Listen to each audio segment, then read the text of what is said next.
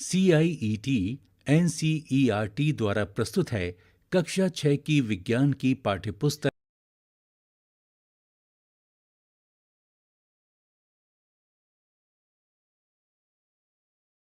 विज्ञान 1। आइए अब सुनते हैं पाठ 8।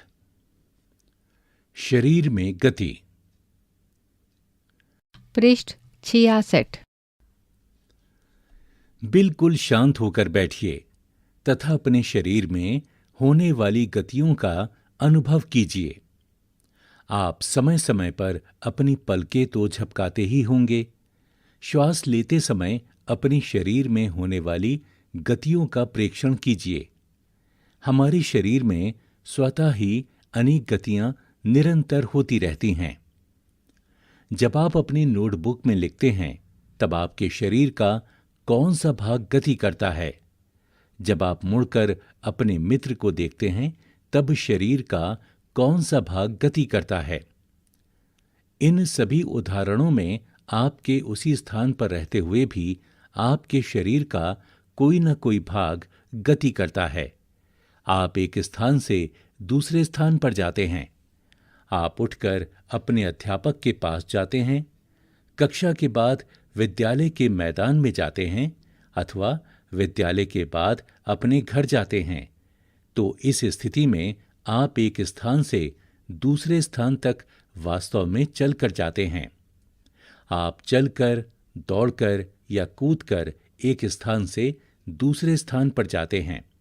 आइए अपने मित्रों, अध्यापकों एवं अभिभावकों से चर्चा करके सारणी 8.1 को भरते हुए यह देखते हैं कि जंतु एक स्थान से दूसरे स्थान तक किस प्रकार गमन करते हैं। सारणी 8.1 जंतु एक स्थान से दूसरे स्थान तक कैसे गमन करते हैं। इस सारणी में 3 कॉलम दिखाए गए हैं। पहले में कुछ जंतुओं के नाम हैं, दूसरे में गमन में प्रयुक्त होने वाले उनके भाग या अंगों के नाम बताने हैं, तीसरे कॉलम में जंतु कैसे गमन करते हैं ये बताना है। जंतु गाय, गमन में प्रयुक्त होने वाला भाग या अंग पैर, कैसे गमन करते हैं, चलती है। मनुष्य, गमन में प्रयुक्त होने वाला भाग या अंग कैसे गमन करता है, बताना है। सांप, गमन में प्रयुक्त होने वाला भाग या अंग जैसे संपूर्ण शरीर कैसे गमन करता है, रेंगकर। जंतु पक्षी, गमन में प्रयुक्त होने वाला भाग या अंग आपको बताना है, कैसे गमन करते हैं ये आपको बताना है। कीट, गमन में प्रयुक्त होने वाला भाग या अंग कौन सा है, ये गमन कैसे करता है ये आपको बताना है। मछली, गमन में प्रयुक्त होने वाला भाग या अंग कौन सा है, ये गमन कैसे करती है ये आपको बताना है। चलना, टहलना, दौड़ना, उड़ना, छलांग मारना, रेंगना एवं तैरना इत्यादि जंतुओं के एक स्थान से दूसरे स्थान तक जाने के कुछ ढंग हैं। जंतुओं के एक स्थान से दूसरे स्थान तक जाने के तरीके में इतनी अधिक विविधता क्यों है? क्या कारण है कि अनेक जंतु चलते हैं जबकि सांप रेंगता है और मछली तैरती है? 8.1 मानव शरीर एवं इसकी गतियां।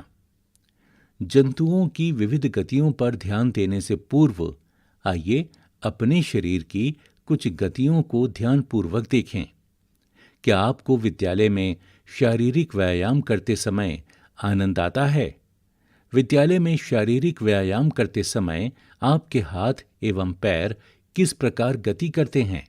आइए हमारा शरीर जिन गतियों को करने योग्य है हम उनमें से कुछ शारीरिक गतियों को करने का प्रयास करें। पृष्ठ 67। एक काल्पनिक विकेट पर काल्पनिक गेंद फेंकने का प्रयास कीजिए। आप अपना हाथ किस प्रकार घुमाते हैं?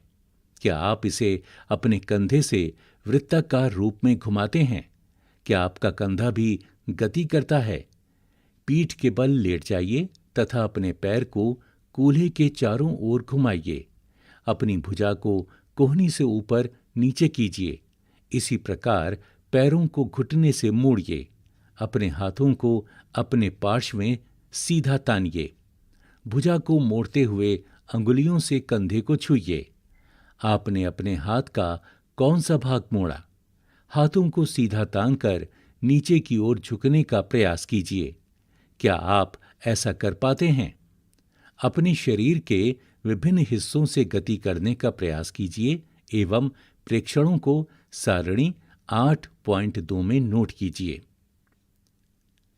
सारणी 8.2 में हमारे शरीर में होने वाली गतियों को दर्शाया गया है। यहाँ कुछ कॉलम हैं, जिसमें पहले कॉलम में दिया है शरीर का भाग। आपको बताना है कि वो पूर्णतः घूमता है, अंशतः घूमता या मुड़ता है, झुकता है, उठता है या गति बिल्कुल नहीं करता। शरीर का भाग जैसे गर्दन पूर्णतः घूमता है, अंशतः घूमता या मुड़ता है, झुकता है, उठता है, गति बिल्कुल नहीं करता। ऐसे ही आपको बताना है अन्य भागों के बारे में भी, जैसे कलाई, अंगुलियां, घुटने, एड़ी, पादांगुली, पीठ, सिर, कोहनी, भुजा। क्या कारण है कि हम अपने शरीर के कुछ अंगों को तो स्वतंत्र रूप से किसी भी दिशा में घुमा सकते हैं, जबकि कुछ अंगों को केवल एक ही दिशा में घुमा सकते हैं? हम अपने शरीर के कुछ भागों को घुमाने में असमर्थ क्यों रहते हैं? क्रियाकलाप 1। एक पैमाने को अपने हाथ पर चित्र संख्या 8.1 में दर्शाई गई स्थिति में रखिए, जिससे आपकी कोहनी पैमाने के मध्य में रहे। चित्र संख्या 8.1 में एक बच्चे को दर्शाया गया है, जिसमें उसने अपनी एक बाह में नीचे की ओर एक लकड़ी के पट्टे को रस्सी से बांधा हुआ है। अपने मित्र से पैमाने तथा हाथ को एक साथ बांधने के लिए कहिए। अब अपनी कोहनी को मोड़ने का प्रयास कीजिए। क्या आप इसे मोड़ पाते हैं? पृष्ठ 68। क्या आपने ध्यान दिया है कि हम शरीर के विभिन्न भागों को उसी स्थान से मोड़ अथवा घुमा पाते हैं जहां पर दो हिस्से एक दूसरे से जुड़े हों? उदाहरण के लिए कोहनी, कंधा अथवा गर्दन। क्या आप ऐसे कुछ अन्य भागों के नाम बता सकते हैं? इन स्थानों को संधि कहते हैं। यदि हमारे शरीर में कोई संधि नहीं होती तो आपके विचार में क्या हमारे लिए किसी भी प्रकार की गति करना संभव होता? वास्तव में इन संधियों को कौन सी वस्तु परस्पर बांधती है? अपनी अंगुली द्वारा अपने सिर, चेहरे, गर्दन, नाक, कान, कंधे के पीछे, हाथ, पैर, अंगुली एवं पादांगुलियों को दबाइए। क्या आपको ऐसा अनुभव हुआ कि आपकी अंगुली किसी कठोर वस्तु को दबा रही है? ये कठोर संरचनाएं अस्थियां हैं। अपने शरीर के अन्य भागों में इस प्रक्रिया को दोहराइए। इतनी सारी अस्थियां। जब अस्थियों को नहीं मोड़ा जा सकता, तब हम अपनी कोहनी को कैसे मोड़ लेते हैं? हाथ के ऊपरी हिस्से से लेकर कलाई तक एक ही लंबी अस्थि नहीं होती। वास्तव में अनेक अस्थियां कोहनी तक जुड़ी रहती हैं। इसी प्रकार हमारे शरीर के प्रत्येक हिस्से में अनेक अस्थियां हैं। हम अपने शरीर को कैसे उसी स्थान पर हिला या झुका नहीं सकते जहां ये अस्थियां एक दूसरे से मिलती हैं। विभिन्न गतिविधियों एवं विभिन्न प्रकार की गतियों के लिए हमारे शरीर में अनेक प्रकार की संधियां होती हैं। आइए उनमें से कुछ के बारे में जानें। कंदुकखल्लिका संधि। क्रियाकलाप 2। कागज की एक पट्टी को एक बेलन यानी सिलेंडर के रूप में मोड़िए। रबड़ अथवा प्लास्टिक की एक पुरानी गेंद में एक छेद करके किसी के निरीक्षण में उसमें मोड़े हुए कागज के बेलन को डालिए, जैसा कि चित्र संख्या 8.2 में दर्शाया गया है। आप कागज के बेलन को गेंद पर भी चिपका सकते हैं। गेंद को एक छोटी कटोरी में रखकर चारों ओर घुमाने का प्रयास कीजिए। क्या गेंद कटोरी में स्वतंत्र रूप से घूमती है? क्या कागज का बेलन भी घूमता है? चित्र संख्या 8.2 में कंदुक खलिका संधि बनाना बताया गया है, जिसमें एक कटोरी में गेंद और ऊपर कागज का बेलन रखा गया है। अब कल्पना कीजिए कि कागज का बेलन आपका हाथ है तथा गेंद इसका एक सिरा है। कटोरी कंधे के उस भाग के समान है जिससे आपका हाथ जुड़ा है। एक अस्थि का गेंद वाला गोल हिस्सा दूसरी अस्थि की कटोरी रूपी गुहिका में धंसा हुआ है। चित्र संख्या 8.3 में इसे दर्शाया गया है। इस प्रकार की संधि सभी दिशाओं में गति प्रदान करती है। क्या आप इन गतियों में इस प्रकार की संधि का कोई अन्य उदाहरण खोज सकते हैं? इस अनुभाग के प्रारंभ में शरीर के विभिन्न भागों को हमारे द्वारा दी गई गतियों का स्मरण कीजिए। चित्र संख्या 8.3। इस चित्र में कंदुक खलिका संधि को दर्शाया गया है। सबसे ऊपर कंदुक खलिका संधि, उसके बाईं ओर श्रोणी अस्थि और दाईं ओर जांघ की अस्थि। धुराग्र संधि गर्दन तथा सिर को जोड़ने वाली संधि धुराग्र संधि है, जिसे चित्र संख्या 8.4 में दर्शाया गया है। इसके द्वारा सिर को आगे पीछे या दाएं एवं बाएं घुमा सकते हैं। इन गतियों को करने का प्रयास कीजिए। यह गति हमारे हाथ की उस गति से किस प्रकार भिन्न है जिसमें कंदुक खलिका संधि द्वारा हाथ को पूर्णतः वृत्ताकार रूप में घुमा सकते हैं। धुराग्र संधि में बेलनाकार अस्थि एक छल्ले में घूमती है। चित्र संख्या 8.4 में धुराग्र संधि को दर्शाया गया है। पृष्ठ 69। हिंज संधि घर के किसी दरवाजे को बार बार खोलिए और बंद कीजिए। इसके कब्जों को ध्यानपूर्वक देखिए। यह दरवाजे को आगे और पीछे की ओर खुलने देता है। क्रियाकलाप 3। आइए कब्जे की गति के प्रकार को देखें। एक मोटे कागज अथवा गत्ते का एक बेलन यानी सिलेंडर बनाइए, जैसा कि चित्र संख्या 8.5 में दिखाया गया है। चित्र के अनुसार गत्ते अथवा कागज के बेलन के मध्य में छेद करके एक छोटी पेंसिल लगाइए। गत्ते का एक और टुकड़ा लेकर उसको इस प्रकार मोड़िए कि यह आधा बेलन बन जाए, जिस पर दूसरे बेलन को सरलता से घुमाया जा सके। आधे बेलन पर रखा पूर्ण बेलन कब्जे की भांति है। पेंसिल लगे बेलन को चलाने का प्रयास कीजिए। यह किस प्रकार गति करता है? यह गति आपके द्वारा बनाए गए कंदुक खलिका संधि की गति से किस प्रकार भिन्न है? हमने क्रियाकलाप 1 में कोहनी में इसी प्रकार की गति देखी थी। चित्र संख्या 8.5 में हिंज जैसी संधि द्वारा गति की दिशा को दर्शाया गया है। चित्र संख्या 8.5 में जो कुछ हमने बनाया था वह एक हिंज से भिन्न है, लेकिन इससे यह पता चलता है कि हिंज एक दिशा में गति होने देता है। कोहनी में हिंज यानी कब्जा संधि होती है, जिससे केवल आगे और पीछे एक ही दिशा में गति हो सकती है, जैसा कि चित्र संख्या 8.6 में घुटने की हिंज संधि को दर्शाया गया है। क्या आप ऐसी संधि के कुछ और उदाहरण सोच सकते हैं? अचल संधि हमारे सिर की अस्थियों के बीच की कुछ संधियां उन संधियों से भिन्न हैं जिनकी चर्चा हमने अब तक की है। ये अस्थियां इन संधियों पर हिल नहीं सकती। ऐसी संधियों को अचल संधि कहते हैं। जब आप अपना मुंह खोलते हैं तो आप अपने निचले जबड़े को सिर से दूर ले जाते हैं। अब अपने ऊपरी जबड़े को हिलाने का प्रयास कीजिए। क्या आप इसे गति दे पाते हैं? ऊपरी जबड़े एवं कपाल के मध्य अचल संधि है।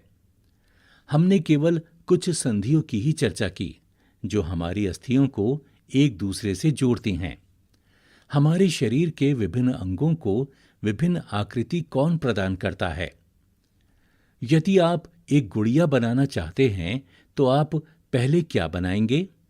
संभवतः गुड़िया को एक आकृति प्रदान करने के लिए आप एक ढांचा तैयार करेंगे। क्या आप ऐसा नहीं करेंगे? हमारे शरीर की सभी अस्थियां ठीक इसी प्रकार शरीर को एक सुंदर आकृति प्रदान करने के लिए एक ढांचे का निर्माण करती हैं। इस ढांचे को कंकाल कहते हैं। चित्र संख्या 8.7 में ऐसे ही एक मानव कंकाल को दर्शाया गया है। पृष्ठ 70। हम कैसे जानते हैं कि यह मानव कंकाल की आकृति है? हम शरीर की विभिन्न अस्थियों की आकृति के विषय में किस प्रकार जान पाते हैं? शरीर के कुछ अंगों में मौजूद अस्थियों और उनकी संख्या तथा आकृति के बारे में हमें तब पता चलता है जब हम उनका अनुभव करते हैं। एक्सरे चित्र में हमें शरीर की सभी कठोर अस्थियों की आकृति का पता चलता है। क्या कभी आपका अथवा आपके परिवार के किसी सदस्य का एक्सरे हुआ है? कई बार चोट लगने पर चिकित्सक एक्सरे करवाते हैं जिससे उन्हें अस्थियों को हुई संभावित क्षति के विषय में जानकारी प्राप्त होती है। एक्सरे चित्र से हमें शरीर की अस्थियों की आकृति का पता चलता है। अपने हाथ के अग्र एवं ऊपरी भाग तथा पैर के निचले एवं ऊपरी भाग की अस्थियों का अनुभव कीजिए। प्रत्येक अंग की अस्थियों की संख्या का पता लगाएं। अपने घुटने और कोहनी की अस्थियों का ठीक इसी प्रकार अनुभव करें और एक्सरे चित्र से तुलना कर प्रत्येक भाग में अस्थियों की संख्या ज्ञात कीजिए। यहां चित्र संख्या 8.8 में टखने एवं घुटने की संधियों के एक्सरे के चित्र दिए गए हैं। अपनी उंगलियों को मोड़िए। क्या आप उन्हें प्रत्येक संधि स्थल पर मोड़ सकते हैं? आपकी मध्यमा में कितनी अस्थियां हैं? अपनी हथेली के पिछले भाग का स्पर्श करके अनुभव कीजिए। क्या इसमें अनेक अस्थियां हैं जैसा कि चित्र संख्या 8.9 में दर्शाया गया है? यहां पर हाथ की अस्थियों को दर्शाया गया है। क्या आपकी कलाई लचीली है? यह अनेक छोटी छोटी अस्थियों से बनी है जिन्हें कार्पेल कहते हैं। यदि इसमें मात्र एक ही अस्थि होती तो क्या होता? क्रियाकलाप 4। गहरी सांस भरकर इसे कुछ समय तक रोके रहिए। अपने वक्ष एवं पीठ को हल्के से दबाकर अपनी अस्थियों का अनुभव कीजिए। जितनी पसलियों यानी वक्ष की अस्थियां को आप गिन सकते हैं गिन लीजिए। चित्र संख्या 8.10 को ध्यान से देखिए और वक्ष की अस्थियों की तुलना अपने उपयुक्त अनुभव से कीजिए। हम देखते हैं कि पसलियां विशेष रूप से मुड़ी हुई हैं। वे वक्ष की अस्थि एवं मेरुदंड से जुड़कर एक बक्से की रचना करती हैं। इस शंकु रूपी बक्से को पसली पिंजर कहते हैं। वक्ष के दोनों तरफ 12 पसलियां होती हैं। हमारे शरीर के कुछ महत्वपूर्ण अंग इसमें सुरक्षित रहते हैं। पृष्ठ 71। चित्र संख्या 8.10 में पसली पिंजर को दर्शाया गया है। अपने कुछ मित्रों को बिना घुटने मोड़े झुककर अपने पांव की उंगलियां छूने को कहिए। क्या यह चिकनी, समतल अथवा अखंड है? अपनी उंगलियों को अपने मित्र की गर्दन से प्रारंभ करके उसकी पीठ पर नीचे की ओर लाइए। आपके द्वारा अनुभव की गई संरचना मेरुदंड है। यह अनेक छोटी छोटी अस्थियों से बना है जिसे कशेरुका कहते हैं। मेरुदंड 33 कशेरुकाओं का बना होता है। चित्र संख्या 8.11 में ऐसी ही एक मेरुदंड को दर्शाया गया है। पसली पिंजर भी वक्ष क्षेत्र की इन अस्थियों से जुड़ा होता है। यदि मेरुदंड केवल एक ही अस्थि का बना होता तो क्या आपका मित्र इस प्रकार नीचे झुक सकता था? अपने मित्र को खड़े होकर हाथों से किसी दीवार को धक्का लगाने के लिए कहिए। उससे कहिए कि वो अपने हाथों से दीवार पर धक्का लगाने का प्रयास करे। क्या आपको उसके कंधों के समीप दो उभरी हुई अस्थियां दिखाई देती हैं? इन्हें कंधे की अस्थियां कहते हैं। चित्र संख्या 8.12 में ऐसे ही कंधे की अस्थियों को दर्शाया गया है। चित्र संख्या 8.13 को ध्यानपूर्वक देखिए। यह संरचना श्रोणि अस्थियां हैं। यह बॉक्स के समान एक ऐसी संरचना बनाती हैं जो आपके अमाशय के नीचे पाए जाने वाले विभिन्न अंगों की रक्षा करता है। यह कूले वाला वह हिस्सा है जिसके सहारे आप बैठते हैं। चित्र संख्या 8.13। इस चित्र में श्रोणि अस्थियों को दर्शाया गया है। आपकी खोपड़ी अनेक अस्थियों के एक दूसरे से जुड़ने से बनी है। जैसा कि चित्र संख्या 8.14 में एक मानव खोपड़ी को दर्शाया गया है। यह हमारे शरीर के अति महत्वपूर्ण अंग यानी मस्तिष्क को परिबद्ध करके उसकी सुरक्षा करती है। हमने अपने कंकाल की बहुत सी अस्थियों तथा संधियों के बारे में चर्चा की। कंकाल के कुछ अतिरिक्त अंग भी हैं जो हड्डियों जितने कठोर नहीं होते हैं और जिन्हें मोड़ा जा सकता है। उन्हें उपास्थि कहते हैं। पृष्ठ 72। अपने कान को स्पर्श कीजिए। क्या आप किसी कठोर अस्थि भाग का अनुभव करते हैं जिसे मोड़ा जा सके? जैसा कि चित्र संख्या 8.15 में दर्शाया गया है। इस चित्र में कान के ऊपरी भाग में उपास्थि को दर्शाया गया है और चित्र संख्या 8.16 में कर्णपाली यानी कान के निचले भाग को दिखाया गया है। ऐसा प्रतीत होता है कि इसमें कोई अस्थि नहीं है। क्या आपको अंगुलियों के बीच दबाने पर कर्णपाली एवं इसके ऊपर के हिस्से में कोई अंतर महसूस हुआ?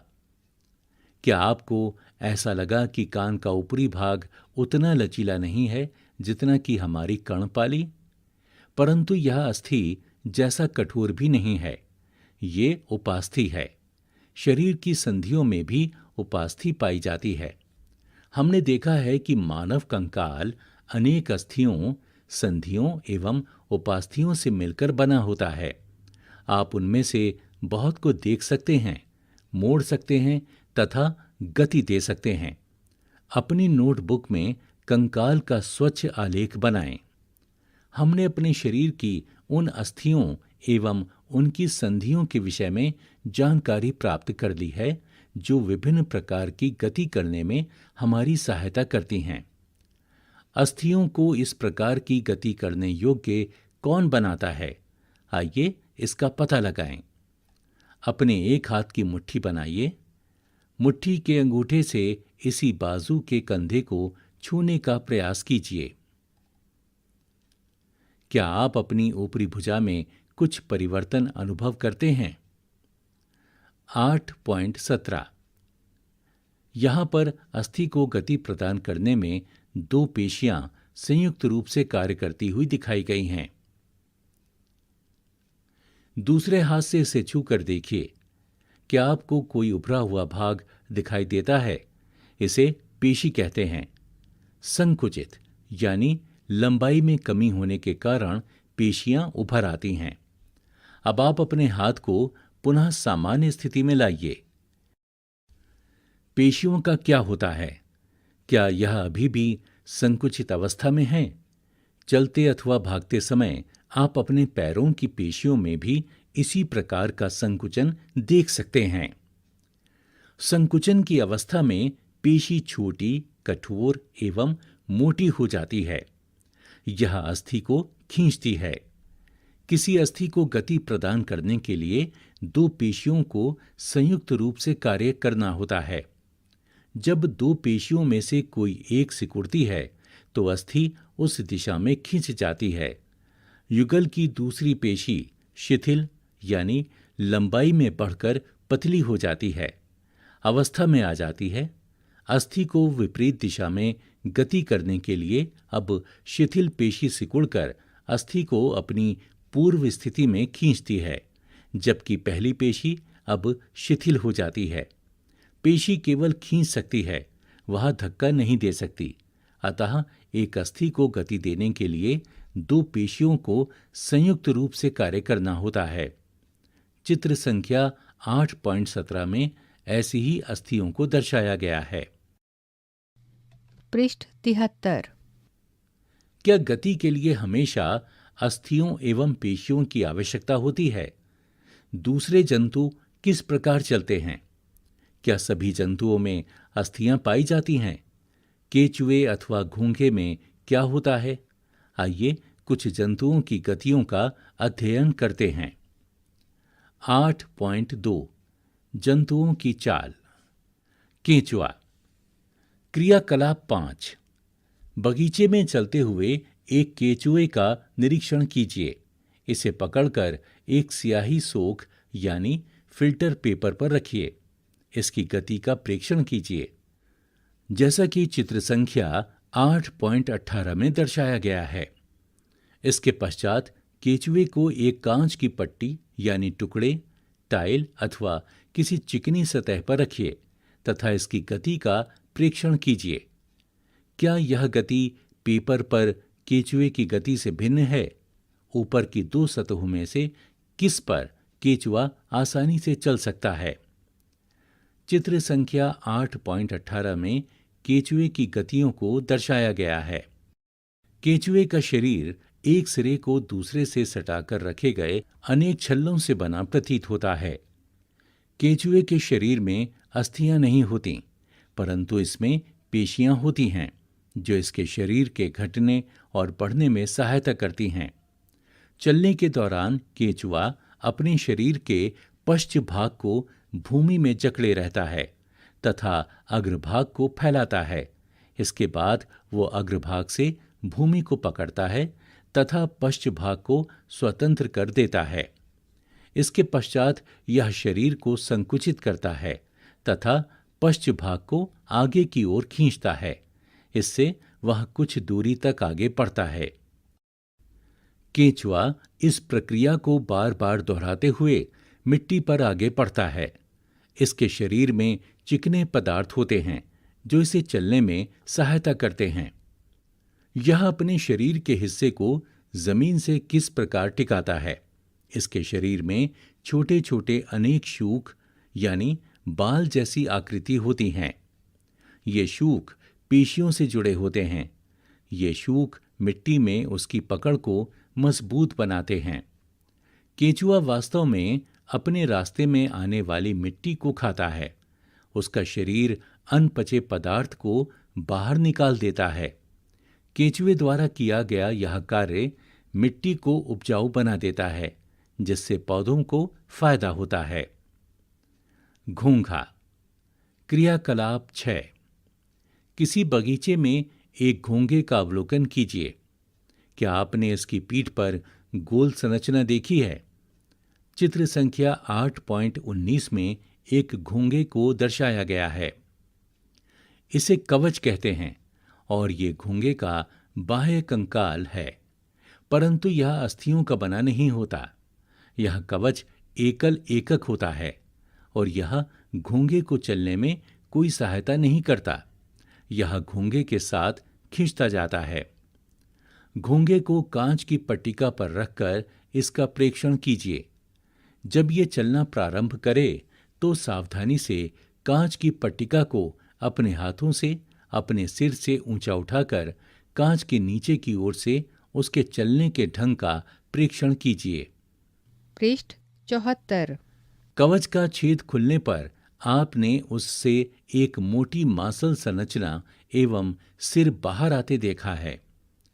मोटी संरचना इसका पाद यानी पैर है, जो दृढ़ पेशियों का बना होता है। अब सावधानी पूर्वक कांच की प्लेट को एक ओर थोड़ा सा झुकाइए। पाद यानी पैर की लहरदार गति दिखाई देती है।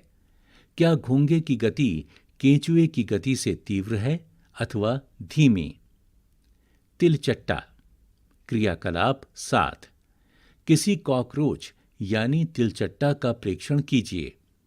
चित्र संख्या 8.20 में तिलचट्टे का चित्र दर्शाया गया है। तिलचट्टा जमीन पर चलता है, दीवार पर चढ़ता है और वायु में उड़ता भी है। इनमें 3 जोड़ी पैर होते हैं जो चलने में सहायता करते हैं।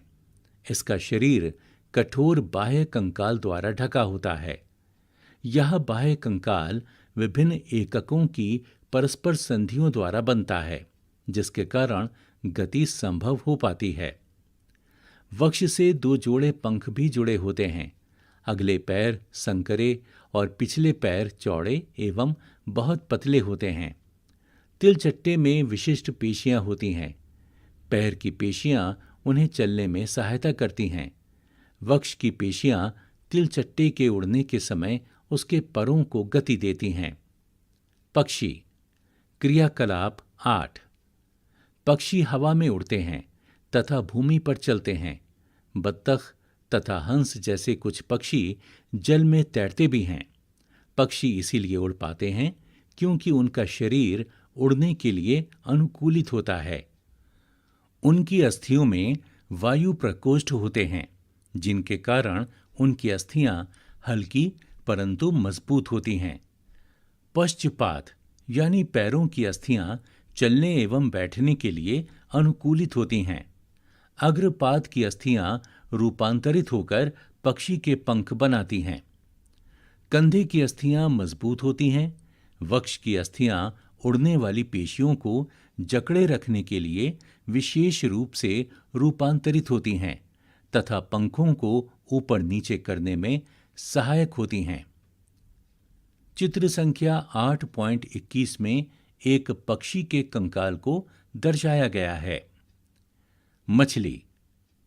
क्रियाकलाप 9, कागज की एक नाव बनाकर उसे पानी पर इस प्रकार रखिए कि उसका नुकीला भाग आगे की ओर रहे। इसे धीरे से धक्का दीजिए। चित्र संख्या 8.22 ए। इस चित्र में एक कागज की नाव को पानी के ऊपर तैराते हुए दर्शाया गया है। क्या यह जल पर आगे की ओर तेजी से जाती है? चित्र संख्या 8.22 में नाव से खेलना दिखाया गया है। पृष्ठ 75। अब नाव को दोनों सिरों से पकड़कर इस प्रकार धक्का दीजिए कि वह चौड़ी ओर से जल में जाए, जैसा कि चित्र संख्या 8.22 बी में दर्शाया गया है। क्या इस प्रकार नाव जल में सरलता से चल सकती है? क्या आपने ध्यान दिया है कि नाव की आकृति काफी सीमा तक मछली जैसी है? चित्र 8.23 में कुछ मछलियों के चित्र दिए गए हैं। मछली का सिर एवं पूंछ उसके मध्य भाग की अपेक्षा पतला एवं नुकीला होता है। शरीर की ऐसी आकृति धारा रेखीय कहलाती है। इसकी विशेष आकृति के कारण जल इधर उधर बहकर निकल जाता है और मछली जल में सरलता से तैर सकती है। मछली का कंकाल दृढ़ पेशियों से ढका रहता है। तैरने की प्रक्रिया में शरीर का अग्रभाग एक ओर मुड़ जाता है तथा पूंछ विपरीत दिशा में जाती है। मछली चित्र 8.24 के अनुसार शरीर को मोड़ती है तो तीव्रता से उसकी पूंछ दूसरी दिशा में मुड़ जाती है। इससे एक झटका सा लगता है और मछली आगे की ओर चली जाती है। इस प्रकार के क्रमिक ताल से मछली आगे की ओर तैरती रहती है। पूंछ के पंख इस कार्य में उसकी सहायता करते हैं। मछली के शरीर पर और भी पंख होते हैं जो तैरते समय जल में संतुलन बनाए रखने एवं दिशा निर्धारण में सहायता करते हैं। क्या आपने कभी ध्यान दिया है कि गोताखोर अपने पैरों में इन पंखों की तरह के विशेष अरित्र यानी फ्लिपर पहनते हैं जो उन्हें जल में तैरने में सहायता करते हैं। सर्प कैसे चलते हैं? क्या आपने सांप को फिसलते हुए आगे बढ़ते देखा है? क्या यह सीधा चलता है? चित्र संख्या 8.25 में ऐसे ही एक सांप को दर्शाया गया है। सर्प का मेरुदंड लंबा होता है। शरीर की पेशियां क्षीण एवं असंख्य होती हैं। वे परस्पर जुड़ी होती हैं, चाहे वे दूर ही क्यों न हों। पेशियां मेरुदंड, पसलियों एवं त्वचा को भी एक दूसरे से जोड़ती हैं। सर्प का शरीर अनेक वलय में मुड़ा होता है। इसी प्रकार सर्प का प्रत्येक वलय उसे आगे की ओर धकेलता है। इसका शरीर अनेक वलय बनाता है और प्रत्येक वलय आगे को धक्का देता है। इस कारण सर्प बहुत तेज गति से आगे की ओर चलता है, परंतु सरल रेखा में नहीं चलता। हमने विभिन्न जंतुओं को गति प्रदान करने वाली अस्थियों एवं पेशियों के विषय में जानकारी प्राप्त की। पहेली एवं बूझों के पिटारे में विभिन्न जंतुओं की गतियों से संबंधित अनेक प्रश्न हैं। इसी प्रकार आपके मस्तिष्क में अनेक प्रश्न उभर रहे होंगे। प्रसिद्ध ग्रीक दार्शनिक अरस्तु ने अपनी पुस्तक गेट ऑफ एनिमल्स में स्वयं अपने आप से ऐसे अनेक प्रश्न पूछे थे। विभिन्न जंतुओं के शरीर में विभिन्न भाग क्यों होते हैं? यह विशेष अंग उन जंतुओं की विशेष गति में किस प्रकार सहायक हैं? पृष्ठ 76। विभिन्न जंतुओं के शारीरिक अंगों में क्या समानताएं एवं विभिन्नताएं हैं? विभिन्न जंतुओं को चलने के लिए कितने अंगों की आवश्यकता होती है? मनुष्य के 2 पैर तथा गाय और भैंस के 4 पैर क्यों होते हैं? बहुत से जंतु संपादी होते हैं, क्यों? हमारे पैरों के मुड़ने का ढंग हमारे हाथों की तुलना में अलग क्यों है? इतने अधिक प्रश्न।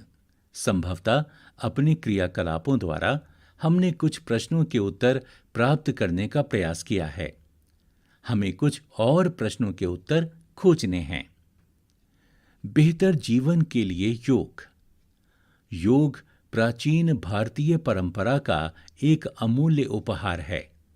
संयुक्त राष्ट्र द्वारा 21 जून को अंतर्राष्ट्रीय योग दिवस के रूप में घोषित किया गया है। योग व्यक्ति को स्वस्थ रखता है। यह मेरुदंड को सीधा रखने में मदद करता है, जिससे आप सीधे बैठते हैं, झुककर नहीं। योग की कई मुद्राएं ऐसी हैं जिसमें आप स्वयं का वजन उठाते हैं, जिससे अस्थियां मजबूत होती हैं और ऑस्टियोपोरोसिस से बचाती हैं। यह जोड़ों के दर्द को कम करती है, जो अधिकतर बुजुर्ग लोगों में देखा जाता है। इससे शरीर की सभी मांसपेशियां सक्रिय रहती हैं। इससे हृदय भी स्वस्थ रहता है, जिससे वो अधिक दक्षता से कार्य करता है। कुछ योग आसन ऐसे हैं जिसे एक प्रशिक्षित व्यक्ति की देखरेख में ही किया जाना चाहिए। प्रमुख शब्द: मेरुदंड, कंदुकखलिका संधि, शूक, उपास्थि, गुहिका, अचल संधि, जंतुओं की चाल, हिंज संधि, पेशी, बाह्य कंकाल, श्रोणी अस्थियां, धुराग्र संधि, पसली पिंजर, कंधे की अस्थियां, कंकाल, धारा रेखीय। पृष्ठ 77। सारांश: अस्थि एवं उपास्थि मानव कंकाल बनाते हैं। यह शरीर का पिंजर बनाता है और इसे एक आकृति भी देता है। कंकाल चलने में सहायक है और आंतरिक अंगों की सुरक्षा करता है। मानव कंकाल खोपड़ी, मेरुदंड, पसलियों, वक्ष की अस्थि, कंधे एवं श्रोणी मेखला तथा हाथ एवं पांव की अस्थियों से बनता है। पेशियों के जोड़े के एकांतर क्रम में सिकुड़ने एवं फैलने से अस्थियां गति करती हैं। अस्थियों की संधियां अनेक प्रकार की होती हैं। यह उस संधि की प्रकृति एवं गति की दिशा पर निर्भर करता है। पक्षियों की दृढ़ पेशियां तथा हल्की अस्थियां मिलकर उन्हें उड़ने में सहायता करती हैं। ये पंखों को फड़फड़ा कर उड़ते हैं। मछली शरीर के दोनों ओर एकांतर क्रम में वलय बनाकर जल में तैरती है। सर्प अपने शरीर के दोनों ओर एकांतर क्रम में वलय बनाते हुए भूमि पर वलयाकार गति करता हुआ आगे की ओर फिसलता है। बहुत सारी अस्थियां एवं उससे जुड़ी पेशियां शरीर को आगे की ओर धक्का देती हैं।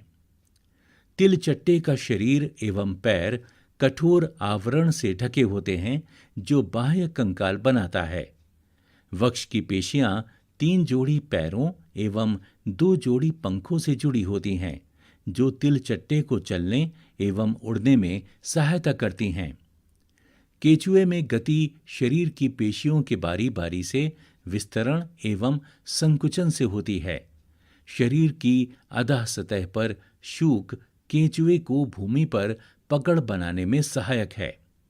घोंघा पेशीय पात की सहायता से चलता है। अभ्यास 1। यहां कुछ वाक्य दिए गए हैं जिनमें रिक्त स्थान हैं। उन स्थानों की पूर्ति कीजिए। क। अस्थियों की संधियां शरीर को रिक्त स्थान में सहायता करती हैं। ख। अस्थियां एवं उपास्थि संयुक्त रूप से शरीर का रिक्त स्थान बनाते हैं। ग। कोहनी की अस्थियां रिक्त स्थान संधि द्वारा जुड़ी होती हैं। घ। गति करते समय रिक्त स्थान के संकुचन से अस्थियां खिंचती हैं। 2। इन कथनों के आगे सत्य यानी टी तथा असत्य यानी एफ को इंगित कीजिए। क। सभी जंतुओं की गति एवं चलन बिल्कुल एक समान होता है। ख। उपास्थि अस्थि की अपेक्षा कठोर होती हैं। पृष्ठ 78। ग। अंगुलियों की अस्थियों में संधि नहीं होती। घ। अग्रभुजा में 2 अस्थियां होती हैं। ड। तिलचट्टों में बाह्य कंकाल पाया जाता है। 3। यहां एक सारणी दी गई है जिसमें 2 कॉलम हैं, कॉलम 1 और कॉलम 2। कॉलम 1 में दिए गए शब्दों का संबंध कॉलम 2 के एक अथवा अधिक कथन से जोड़िए। कॉलम 1 ऊपरी जबड़ा, मछली, पसलियां, घोंघा, तिलचट्टा। कॉलम 2 शरीर पर पंख होते हैं, बाह्य कंकाल होता है, हवा में उड़ सकता है, एक अचल संधि है, हृदय की सुरक्षा करती है, बहुत धीमी गति से चलता है, का शरीर धारा रेखीय होता है। इन प्रश्नों के उत्तर दीजिए। क। कंदुक खलिका संधि क्या है? ख। कपाल की कौन सी अस्थि गति करती है? ग। हमारी कोहनी पीछे की ओर क्यों नहीं मुड़ सकती? सोचने के लिए बातें। हमने उन गतियों की चर्चा की जिनको करने में हमारा शरीर सक्षम है। इन सभी गतियों के लिए शरीर को स्वस्थ अस्थियों, पेशियों, संधियों एवं उपास्थि की आवश्यकता होती है। हम में से कुछ लोग ऐसे विकार से पीड़ित होते हैं जिसके कारण इन गतियों को करना इतना सरल नहीं होता। अपनी कक्षा में ऐसे क्रियाकलापों का आयोजन कीजिए और ऐसे उपाय खोजने का प्रयास कीजिए जिनके द्वारा किसी एक प्रकार की गति बाधित होने पर भी व्यक्ति अपनी दिनचर्या सुचारू रूप से चला सके। उदाहरण के लिए क्रियाकलाप 1 का स्मरण कीजिए जिसमें आपने अपने हाथ पर एक पैमाना बांधकर अपनी कोहनी की गति को बाधित कर दिया था। शरीर की सामान्य गतियों को कृत्रिम रूप से बाधित करने के कुछ और तरीके सोचिए तथा ऐसे उपाय खोजिए जिनके द्वारा प्रतिदिन के क्रियाकलाप संपादित किए जा सकें।